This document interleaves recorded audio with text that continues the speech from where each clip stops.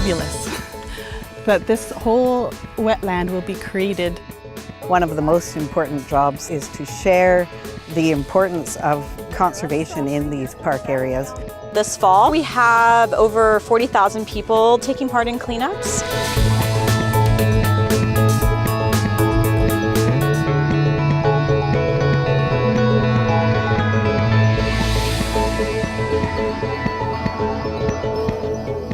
Hi, I'm Candice Ng, and you're watching The Sustainable Region. Today, we're at Aldergrove Regional Park, located in the southeast corner of Langley. This particular area of the park is in the process of being restored as a wetland in the hopes of providing future habitat for the highly endangered Oregon spotted frog that once called this area their home.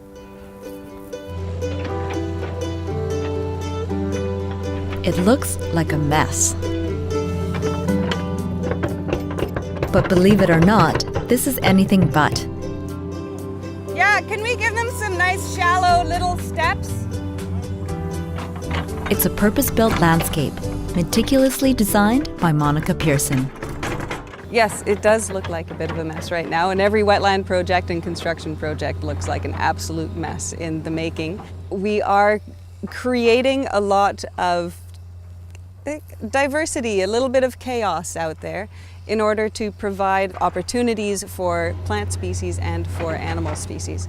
She's a wetland specialist, hired by the Vancouver Aquarium to restore the wetland at Aldergrove Regional Park. Not quite so much. Yeah, perfect. It's hoped that once the wetland is restored, it could become home to the Oregon spotted frog, which once flourished here. The Oregon spotted frog is Canada's most endangered amphibian. At most recent count, we've only found 300 breeding females in the wild, which makes it extremely endangered. The frog is only found in the Fraser Valley of Canada and the Pacific Northwest coast, to a few sites in Washington, Oregon, and only 3 breeding locations in Canada. The Vancouver Aquarium has a breeding program for the spotted frog, hoping to improve its numbers. Hey, can you tidy this island down a bit? The restoration of this wetland fits right into Metro Vancouver's long-term management plan for Aldergrove Regional Park, and at no cost to taxpayers. It's fabulous that this whole wetland will be created from a partnership where we provide the land and another agency, in this case the Vancouver Aquarium, has provided the funding. But here's the hitch. It will be years before anyone knows whether this new wetland will provide suitable habitat for Oregon spotted frogs.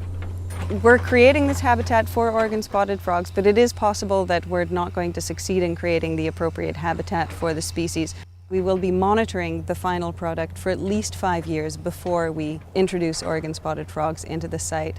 And we're going to want to be very confident in the success of the frogs in this site before they're introduced. It's a little divot. For Metro Vancouver, regardless of the outcome, it is still a win-win situation. 7 or 8 years in the future, there will be a wetland interpretive trail where school kids, naturalist groups and other community groups can come and have an interpretive program walking through a rich and vibrant wetland habitat. Worst case scenario is that we have a beautiful wetland that doesn't have any Oregon spotted frogs in it. It will provide habitat for many other species, particularly great blue herons. There will be fish species in here. We particularly expect to have red-legged frogs and western toads moving into the site. There will be salamanders. It will be habitat for many, many species. It's going to be absolutely beautiful when the water levels come up and the vegetation comes up out of that water. I think we'll have a really beautiful wetland to look at.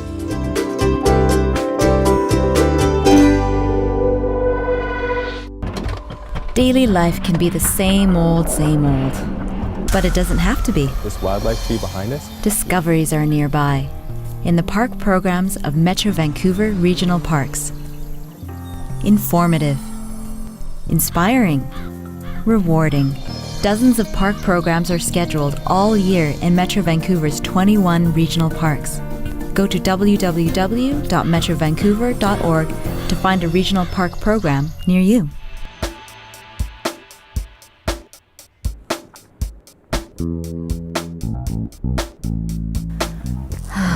What a great spot for a breather.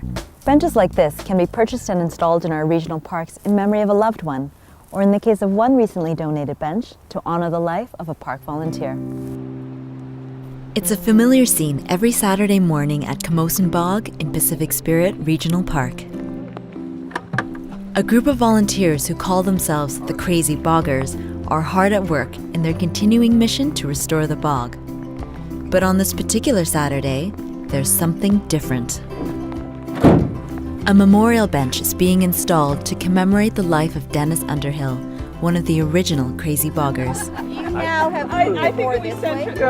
Center on the post because that's visually the most Underhill's children have arranged this tribute in the place their father loved so much. We thought it would be an ideal way to commemorate Dad and give him a place to stay out here even when he's not with us anymore. Sean phoned up and said, "Your bench is ready. When would you like to have it installed?" And we chose this lovely day today to do it, and here we are. And it's a perfect time. Going once, going twice. We're all happy? Yes. Happy? All right, Nick. Underhill was well known to park staff. Over the years, many weekends I'd spent hand in hand with Dennis, and this was special for me because, you know, Dennis was well known to park staff and was such a character, and it did so much work for the park. So today was kind of special. Dennis came to the bog in 1999, and he worked in the bog for 11 years, 12 years, and he really was the heart of our group. He dove in with a passion and pulled Salal and helped plan the extension of the boardwalk and spent every Saturday out here with the rest of the Crazy Boggers.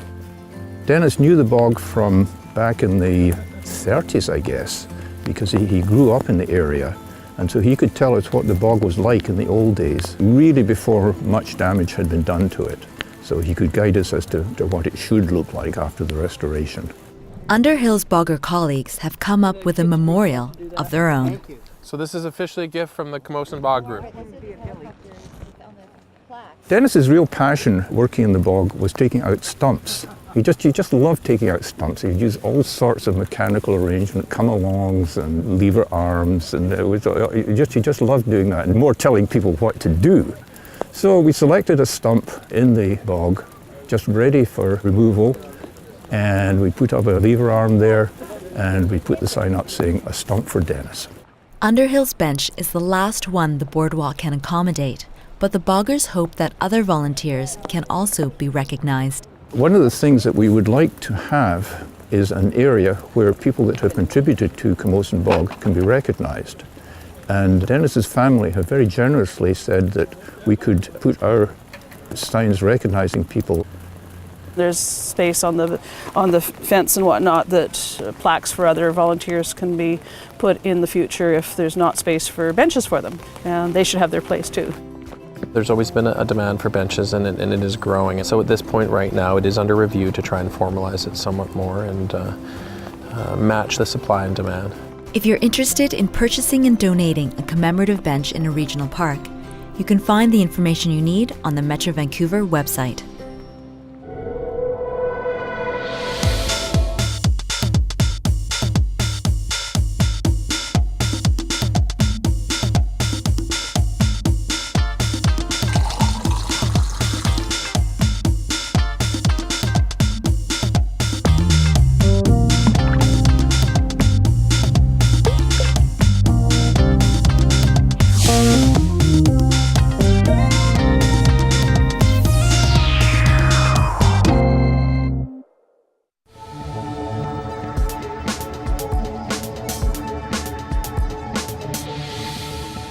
Speaking of volunteers, hundreds of people showed up for the Great Canadian Shoreline Cleanup at Iona Beach Regional Park earlier this year. Here's a look. The kickoff event for this year's Great Canadian Shoreline Cleanup was held at Iona Beach Regional Park, attracting close to 300 volunteers. I think it's those VHS tape or cassette tapes. It's the 20th anniversary of this event, which started in Vancouver and has now spread nationwide. The Great Canadian Shoreline Cleanup is a conservation initiative of the Vancouver Aquarium and World Wildlife Fund.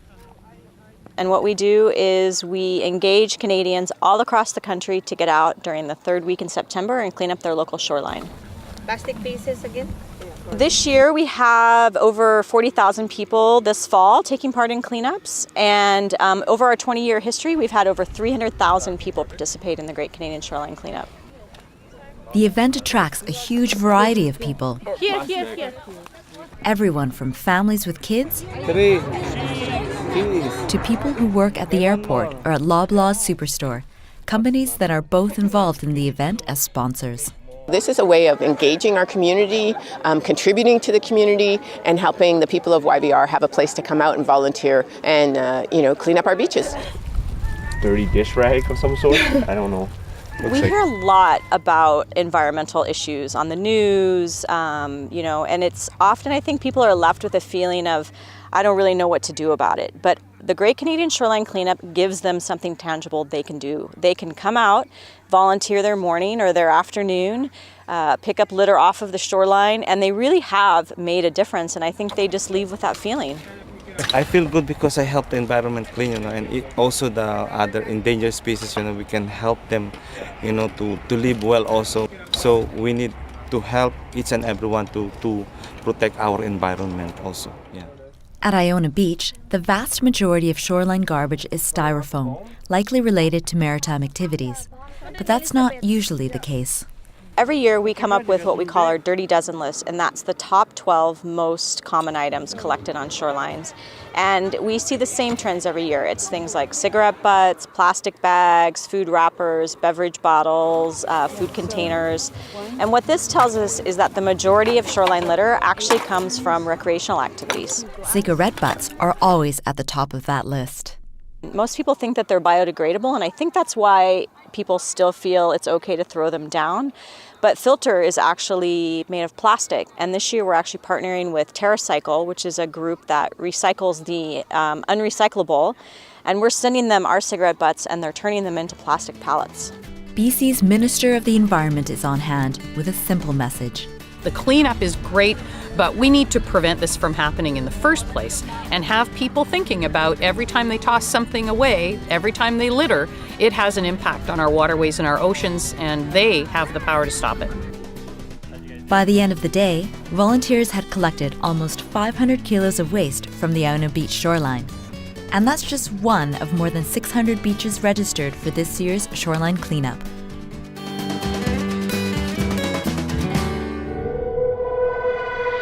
We all have too much stuff, but getting rid of it in a sustainable way is tough. Like all that old sports gear or that leftover paint that can't go to the landfill. Metro Vancouver's We Recycle app turns your iPhone into a reuse and recycling powerhouse. It'll find the nearest place for your stuff to go. Simple, sustainable. Everything has its place. We Recycle, now available in the App Store.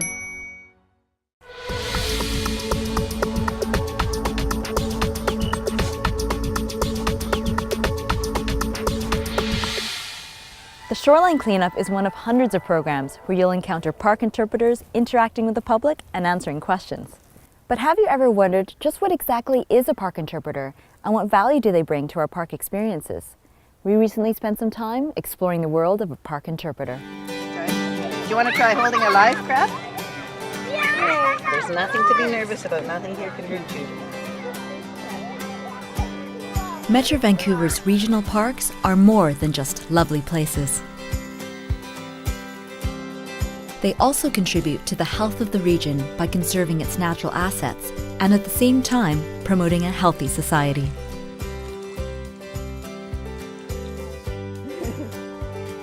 Splash as much as you can, okay? Jennifer Swanston is one of about a dozen park interpreters charged with inspiring people to get out into nature, to reap the physical and mental health benefits, and to be educated about being stewards of our natural spaces. One of the most important jobs that we have working in our system of Metro Vancouver Regional Parks is to share the importance of conservation in these park areas and to engage the public in an understanding of our natural systems and the importance for maintaining those systems for the health of the region. Being a park interpreter is a big job requiring not just strong knowledge in natural history, but also lively presentation skills and the ability to manage large groups of people. But just what exactly is a park interpreter?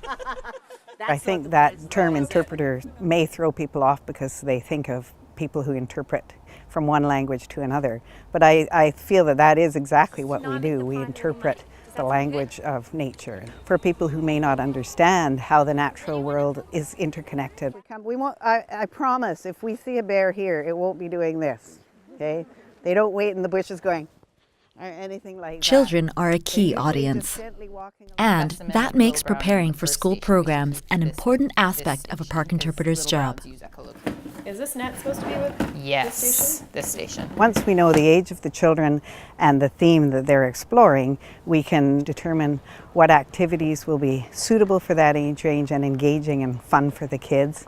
And then we put together an outline of our route. Okay, see ya. Typically there's at least 2 interpreters, if not 3 or 4, all programming simultaneously and potentially needing to share materials. Perfect, that'll work better. Okay. Every program is an adventure. Every program is a chance to see nature through the eyes of your participants. And it thrills me to this day. I still get stage fright and I still get excited when I head out with a group of children or families. I love it. While with hummingbirds, only the females raise the young. When people see park interpreters, it's when they're out in the park, they're with a group, they're doing a program, they're at a special event, but there's a lot of things that happen behind the scenes that people, I think, don't get to see. Preparing and presenting programs is an acquired skill. That's a mighty fine poo over here. Check this out, you guys. And there's a slug having a little snack on it. We need to learn group management because when you have 15 or 30 very excited grade 3 kids, you need to keep them engaged sufficiently that they're having a physical hands-on experience and yet not running wild. And so there's skills to be gained before you start managing groups of people out in a wild space. Interpreters are also often involved in many Metro Vancouver Regional Parks events. Something like Country Celebration, they're responsible there for a tent and a display about sort of old-fashioned times and how they washed clothes before washing machines, collecting eggs, digging for potatoes. And so they'll come up with sort of those interpretive elements about the heritage aspects of that park. And a flair for the theatrical doesn't hurt either. Good job! Horrors! Park interpreters also need to acquire and maintain a large supply of props. Everything from animal skulls, rubber scat, which is poo. We have rubber tracks of animals, pelts, feathers, lots of different outfits. For instance, during our beaver programs, we'll take the teacher and turn the teacher into the human beaver, and that's always highly entertaining. Park interpreters can also be called in where wildlife or habitat is at risk due to human behavior. During a recent visit by a flight of snowy owls to Boundary Bay, park interpreters set up an information display to dissuade people with cameras from getting too close to these magnificent birds. I counted like 23 over in this area here. Yeah. Public educator, inspirational speaker, child wrangler. Who can measure up to this job? It turns out the pathway to a career as a park interpreter can follow many routes. Most of them have some sort of natural history background, but we've also had poets, creative writers, actors, teachers. And then we also look for people who have some recreational skills, who enjoy hiking, who might have some canoeing skills. I'll always remember a young girl on a program, and I held up a live crab, and the first thing she did was jump up and scream and run as far away as she could get. But by the end of the time together, she had come up, she'd looked at the crab, she'd touched the crab, she'd even held the crab. And when it's time for them to go, she ran back and gave me a great big hug. And I was like, today I did my job as an interpreter right. People do frequently say, you must have the best job in the world. And I do. I love it. It is the best job in the world.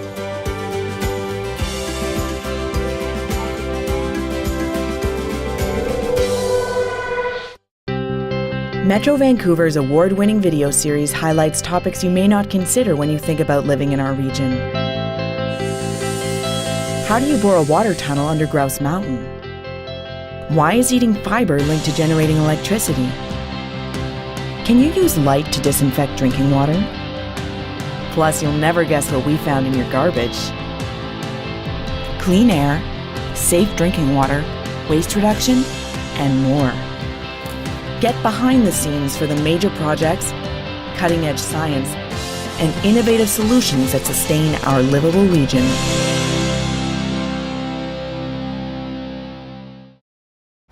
City life can be hectic, but it doesn't have to be.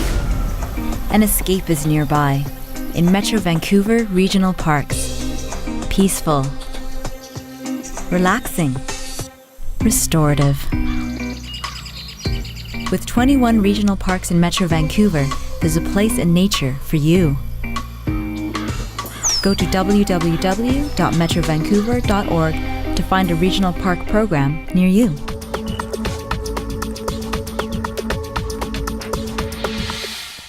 Welcome back to the Sustainable Region and our visit to Aldergrove Regional Park. This big fella here is known as Big Rock. How big, you ask? It's estimated this giant boulder weighs more than 3 million kilograms. It's a remnant from the Ice Age and has been sitting here for about 20,000 years. It's not the only historical artifact sitting on Metro Vancouver Regional Parkland, as evidenced by a recent archaeological dig on 2 islands in the Fraser Islands Regional Park Reserve. Members of the SFU Archaeology Department are heading to a dig aimed at revealing some important BC history right in the heart of Metro Vancouver. So there's not much coming out of the side over here? About 1 nail about here.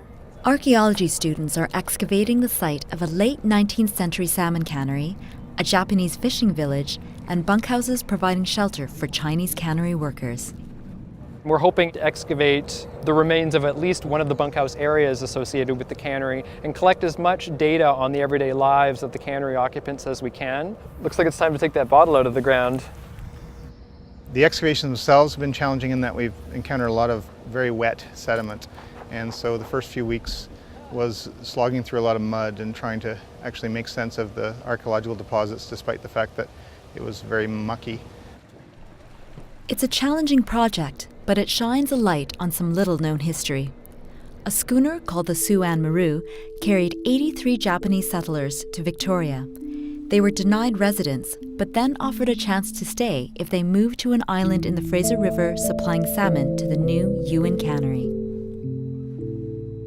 These islands were occupied initially during the late 19th and early 20th century when the Ewan Industrial Salmon Cannery would have been located at the western tip of Lion Island. In addition to the main cannery buildings, there would have also been a Chinese bunkhouse just east of the canning complex here on the island, as well as a small Japanese fishing community at the eastern tip of the island.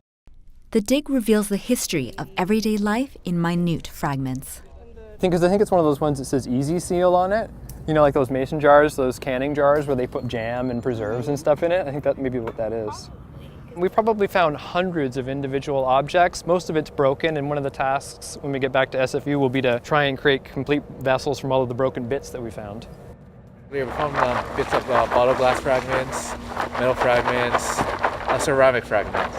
So it's slow, but it's steady. It's very interesting that we're finding such a large concentration of artifacts here, so we're interested to open this up maybe and see what else we can find. A previous dig revealed bottles and other containers, evidence of who lived here. But this latest dig has a hint of mystery. We're finding evidence of Chinese ceramics, Japanese ceramics, and European ceramics all in the same place, but that doesn't jive with our understanding of the ethnic segregation of these bunkhouses in general. Both Dawn and Lion Islands are protected as part of Metro Vancouver's Fraser Islands Regional Park Reserve.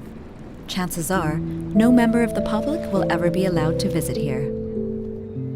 There are very few small islands left, and that's part of the reason why Metro Vancouver added it to the regional park system in the 1990s, to preserve the ecological value of it, but also the historical and cultural values of them. I'm not sure. I think it's a pulley or something. Evidence of its previous industrial use is strewn across Lion Island shoreline. Bricks from Scotland, tin used in the manufacture of cans, and the remains of boilers that were once used to power the cannery. Today, the dig reveals a tiny bottle. They're quite common on Chinese archaeological sites in North America, and it probably would have held something like little tiny pills or powder or some kind of pharmaceutical product imported from China. The Nikkei Center in Burnaby houses the Japanese Canadian National Museum. Its archives preserve some of the history of cannery life on Dawn and Lion Islands, or Oikawa and Sato Islands as they were known at the time. But the story of the voyage of the Suan Maru and its Japanese passengers is not well known.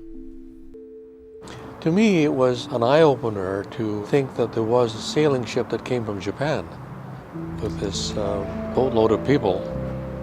Because in the social studies and history that I'm familiar with, it was people from Europe coming, you know, in those kinds of ships, and it was sort of a different kind of story, you know, to see these people coming from Japan. While other islands in the Fraser River have become industrialized, these ones have abandoned their industrial past and slowly but surely are reverting to nature. Today, their shores display the evidence of lives lived long ago, but thanks to these efforts, not forgotten.